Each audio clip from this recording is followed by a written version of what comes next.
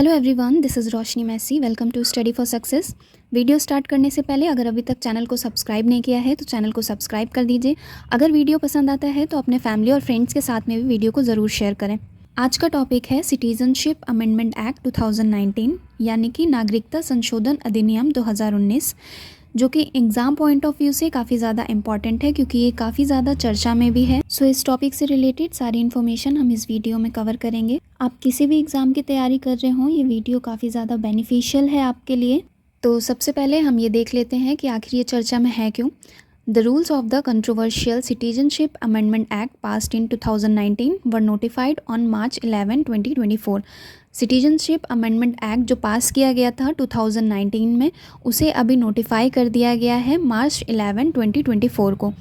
Centre ने ये भी बोला है, गवर्नमेंट ने ये भी बोला है कि 2024 में जो इलेक्शंस होने वाले हैं उसके पहले ही इसको इम्प्लीमेंट किया जाएगा। तो अब हम समझ लेते हैं कि ये CAA है क्या। सबसे पहले CAA का full form citizenship amendment act यानी कि नागरिकता संशोधन अधिनियम। After the implementation of the citizenship amendment act, those people who came from the 3 neighboring Muslims countries, Pakistan, Bangladesh, Afghanistan, who came to India after being victims of some kind of torture till December 2014, will get Indian citizenship. This includes non-Muslim minorities, Hindus, Sikhs, Buddhists, Jain, Parsi and Christians. यानी कि नागरिकता संशोधन अधिनियम के लागू होने पर 3 पड़ोसी मुस्लिम देश जो हैं पाकिस्तान, बांग्लादेश, अफगानिस्तान, यहाँ से आए उन लोगों को भारत की नागरिकता मिल जाएगी जो दिसंबर 2014 तक किसी न किसी प्रताड़ना का शिकार होकर भारत आए थे। इसमें गैर मुस्लिम माइनॉरिटीज़ शामिल हैं जैसे कि हिंदू, सिख, बौद्ध, Jain, Parsi, Christians. According to previous law के अकॉर्डिंग अगर किसी भी व्यक्ति को भारत की नागरिकता चाहिए होती थी तो उसे 11 साल इंडिया में बिताना पड़ता था। But under the new law जो भी व्यक्ति इंडिया में 2014 के बाद में आए हैं उन्हें 6 साल लगातार इंडिया में रहना पड़ेगा, तब उन्हें इंडिया की सिटीजनशिप दे दी जाएगी। जो भी व्यक्ति इंडिया में अभी अभी आया है उसे लगातार 5 साल इंडिया में रहना पड़ेगा, तब उसे इंडिया की सिटीजनशिप मिल जाएगी। पहले ये 11 साल था जो अभी कम करके 5 साल कर दिया गया है। यहाँ पर मैं आपको एक छोटे से एग्जाम्पल से समझा देती हूँ। यहाँ पर 3 व्यक्ति हैं। पहला वाला व्यक्ति 2014 के पहले से इंडिया में रह रहा है, दूसरा वाला व्यक्ति 2014 के बाद में इंडिया में आया है और जो तीसरा वाला व्यक्ति है वो अभी अभी इंडिया में आया है। तो जो पहला वाला व्यक्ति है जो 2014 से पहले से इंडिया में रह रहा है उसे इंडिया की सिटीजनशिप दे दी जाएगी। जो दूसरा व्यक्ति है जो 2014 के बाद में इंडिया में आया है, इसको 6 साल लगातार इंडिया में रहना पड़ेगा, तब इसको इंडिया की सिटीजनशिप दे दी जाएगी। जो थर्ड पर्सन है, जो तीसरा व्यक्ति है जो अभी अभी इंडिया में आया है, इसको लगातार 5 साल इंडिया में रहना पड़ेगा, तब इसको इंडिया की सिटीजनशिप दे दी जाएगी। बट ये सबके लिए एप्लीकेबल नहीं है, ये सिर्फ नॉन मुस्लिम माइनॉरिटीज़ के लिए एप्लीकेबल हैं जो हैं हिंदू, सिख्स, बुद्धिस्ट, जैन, पारसी और क्रिश्चियंस, जो कि पाकिस्तान, बांग्लादेश और अफ़गानिस्तान से आ रहे हैं। ये सिर्फ उनके लिए एप्लीकेबल है। अब हम देख लेते हैं इलीगल इमिग्रेंट्स कौन होते हैं इंडिया के पॉइंट ऑफ व्यू से।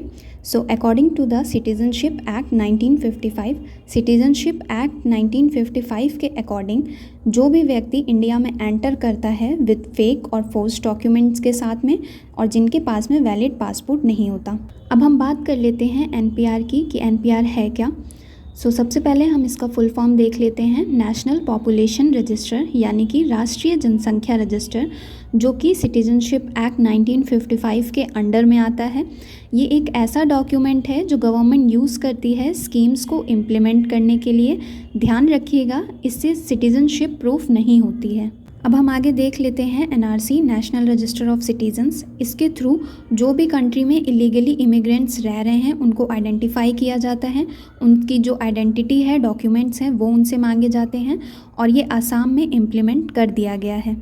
अब हम इससे रिलेटेड और भी कुछ इंपॉर्टेंट चीज़ें देख लेते हैं, जैसे कि citizenship amendment act came into force in India, यानी कि नागरिकता संशोधन अधिनियम भारत में कब लागू हुआ। तो ये लागू हुआ है 11 मार्च 2024 को।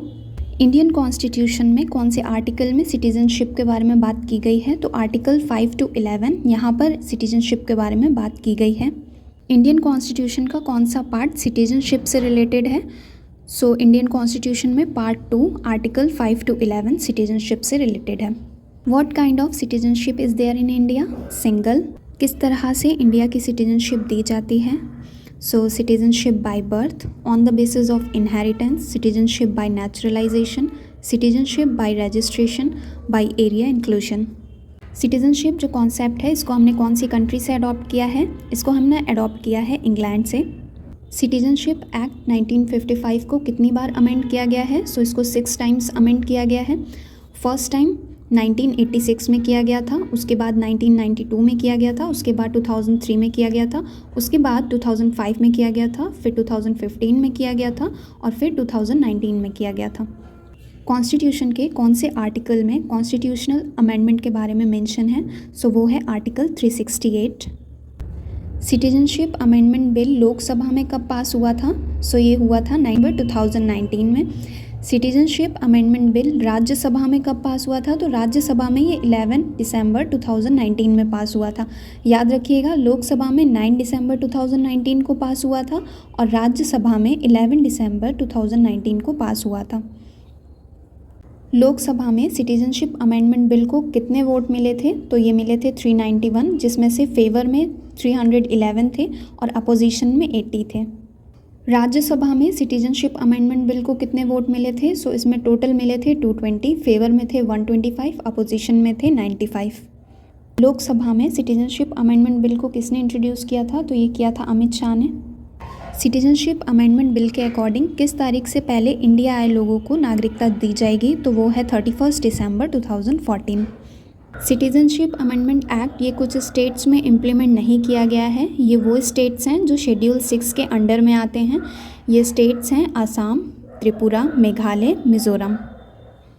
This is all about citizenship amendment act 2019। ये वीडियो काफ़ी ज़्यादा इम्पॉर्टेंट है, ये टॉपिक काफ़ी ज़्यादा इम्पॉर्टेंट है आने वाले हर एग्ज़ाम के लिए। सो अपने फैमिली और फ्रेंड्स के साथ में वीडियो को ज़रूर शेयर करें। मिलते हैं नेक्स्ट वीडियो में।